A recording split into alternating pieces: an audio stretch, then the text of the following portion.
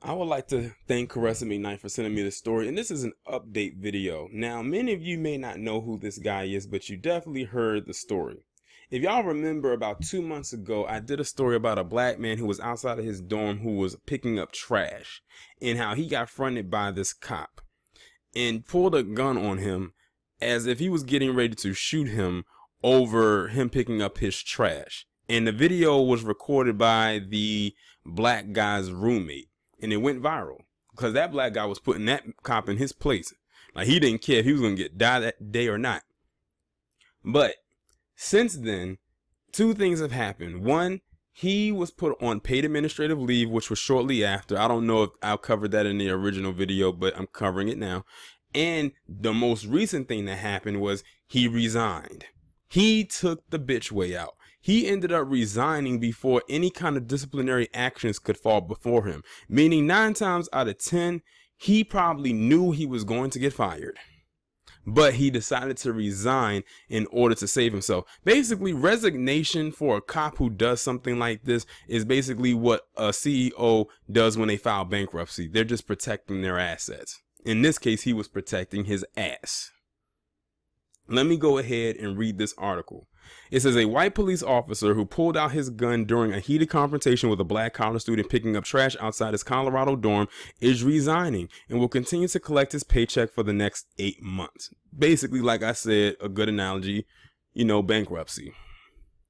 The officer, John Smiley, was identified Thursday as the 14-year department veteran seen in 16-minute video posted to YouTube after confronting Zaid Atkinson outside of Naropa University dorm in Boulder on March 1st. Now, that's interesting.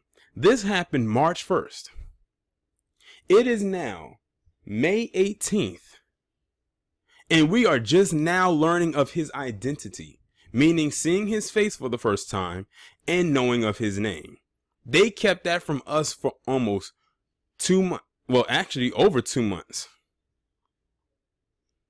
Smiley, who had been on paid leave since the tense encounter, was found in violation of 2 department policies but resigned his post before the end of the city's disciplinary process. As a part of the agreement, he'll remain an employee through February and earn roughly $69,000 in salary for unused holiday and sick time. The exchange between Officer Smiley and Mr. Atkinson does not represent the professionalism of the Boulder Police Department nor the community Boulder desires to be. While we have no proof racial bias was a motivating factor, the internal affairs investigation resulted in sustained violations of police policies. Oh, there was definitely some racial bias there, because would he have done that to a white resident? Would he have done that to the roommate? Because I believe the roommate was white. Smiley violated police authority and public trust and conduct, according to the review process that would have likely ended in his suspension or termination had he not already resigned from the department. Smiley was conducting extra patrols due to recent crime in the area where he encountered Atkinson with an unknown object in his left hand, according to a summary of the probe released by the Boulder Police Chief Greg Testa. See, look at that part. Unknown object in his left hand. Meaning it probably was a cell phone. You know they love to think that when we hold a cell phone in our hand that it has to be a gun. Video shows Smiley approaching Atkinson in a partially enclosed patio area behind a private property sign, prompting the officer to ask if the man had a right to be there. Atkinson, who was holding a trash picker at the time, then told Smiley that he both lived and worked there before giving the officer his ID. Atkinson then started to walk away and continued picking up trash after Smiley asked for his address and date of birth, leading Smiley to radio for help. Atkinson then raised his voice, causing the officer to become threatened by the trash grabber, and they put threatened by the trash grabber in quotations. You're probably going to get tased in a second because you have a weapon, Smiley told Atkinson before brandishing his handgun. Smiley later said he believed his stun gun would be ineffective in subduing Atkinson because of the heavy coat he was wearing at the time. Well, duh, it was probably cold. It's early March and you're in Boulder, Colorado. Atkinson asked for Smiley's supervisor several times during the footage, and a total of 8 officers and a sergeant responded to the scene, but none of those officers, including Smiley, pointed their weapons at Atkinson, the report found. The subject officer, who should have ended his contact with Mr. Atkinson as soon as Mr. Atkinson provided his name, address, and a brief explanation of what he was doing. Investigators also determined that a person overheard on the footage telling Atkinson that he was likely racially profiled was a Naropa employee and not one of the responding officers. Atkinson's attorney, meanwhile, said he was upset that Smiley is allowed to stay on the city's payroll for more than 8 months. If you or I did what Officer Smiley did to Zaid Atkinson, not only would we have been immediately fired, we would be criminally prosecuted. Attorney Siddhartha Rathod told the newspaper, the citizens of Boulder should be outraged that Boulder either doesn't have the ability or the will to fire this officer and root out discriminations from this police department.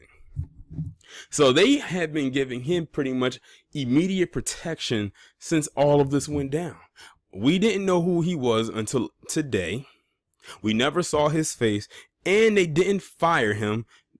He resigned, and he's allowed to still collect a check all the way through February of 2020. That's not a punishment. That's a huge slap on the wrist. This is a defining slap on the wrist for you. If you never had seen one before, and we've heard and seen plenty, but this one right here is a definitive one. That's a huge slap, not only a slap on the wrist, but a slap in the face. Like, he was looking to try to do something to this guy. The fact that he had to call for backup and 7 more people showed up. Now, he was looking for a reason to cause bodily harm to this Zaid Atkinson individual. And this is all he got. And see, the thing is, when they keep letting them off the hook like that, they're going to continue to do more things. Now, watch, he's probably going to get a job in another department. He's going to do the same exact thing. I wonder, what were they doing the whole time we didn't know who this guy was? Like, the whole time they were hiding him. Were they trying to come up with a story, or were they trying to find him another job? How much you want to bet they're going to try to find him another job while they were keeping his identity hidden? And when he found another place to work, they then put his identity out there and released this story. He probably is working at that other job right now as we speak. We probably ain't going to hear much more anything about this guy after this. He's not going to go to trial, none of that. But I hope that Zaid Atkinson at least sues the department, because they are just as responsible for keeping a lot of this under wraps, almost all of it.